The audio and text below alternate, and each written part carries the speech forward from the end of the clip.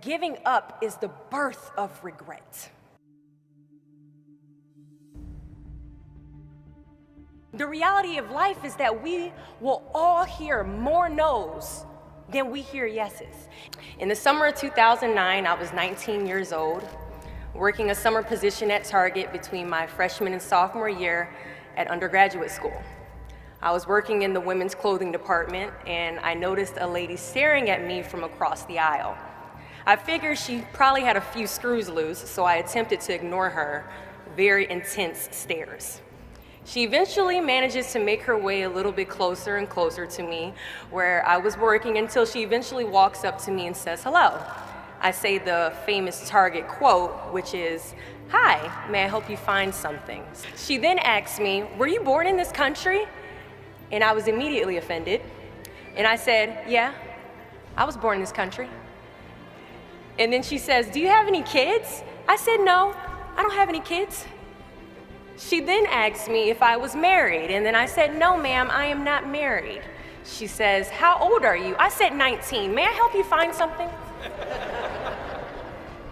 She then says, "You are the most beautiful girl I have seen." And I said, "Oh, thank you." I didn't work that much on my makeup, but I did the best I could, but thank you. And then she says, "I think you could be the next Miss USA." And I stare at her in pure disgust and said, "Pageants?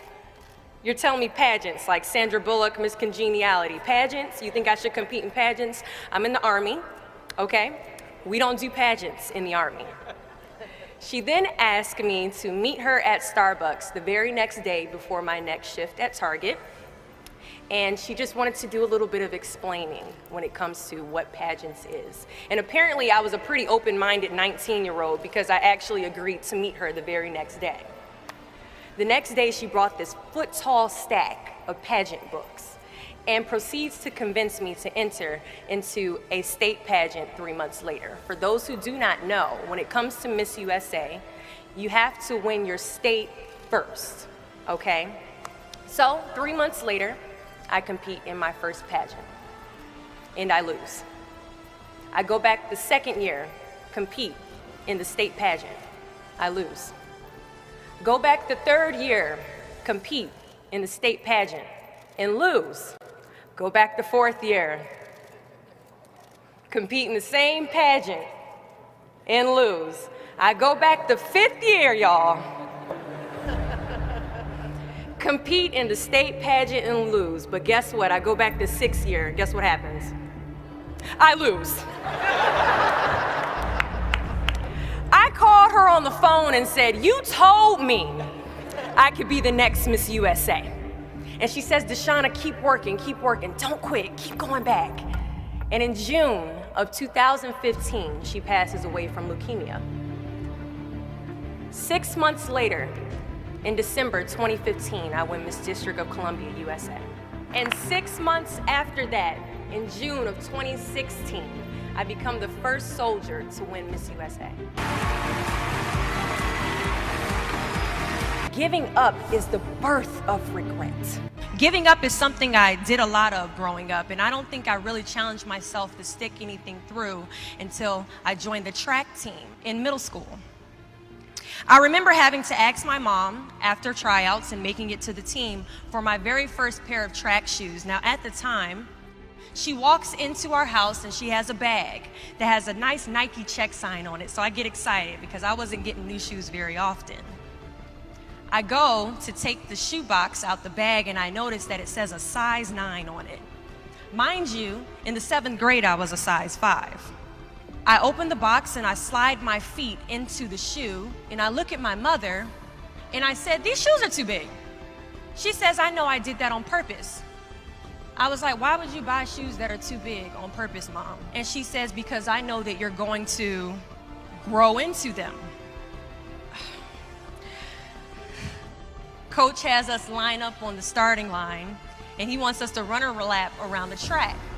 As we go to take off, I immediately fall to the ground, twist my ankle because the shoes are entirely too big. See, I couldn't run at the speed that I wanted to because I didn't fit the shoes I was wearing at the time.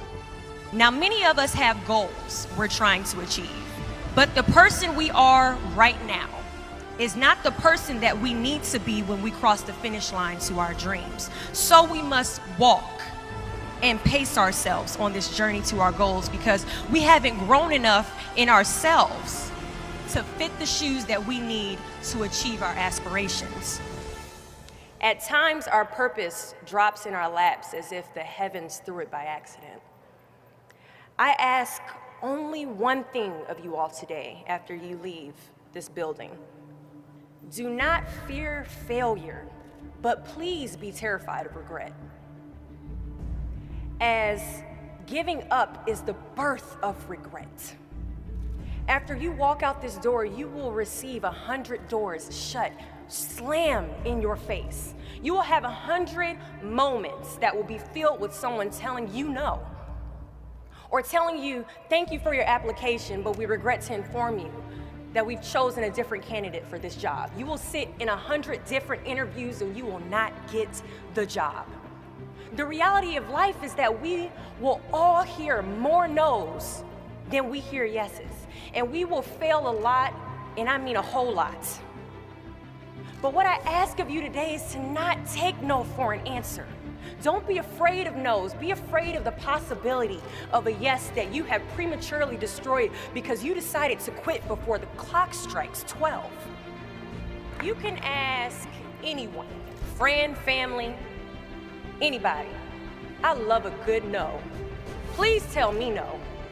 Telling me no is like adding fuel to a fire that is now set ablaze because of your single no. I love additional reasons to work harder. Please give me a reason. So today I challenge you to fight, to work, to not stop here, to believe so heavily in your aspirations that you too will not fear the word no, but instead you will choose to welcome it. Thank you.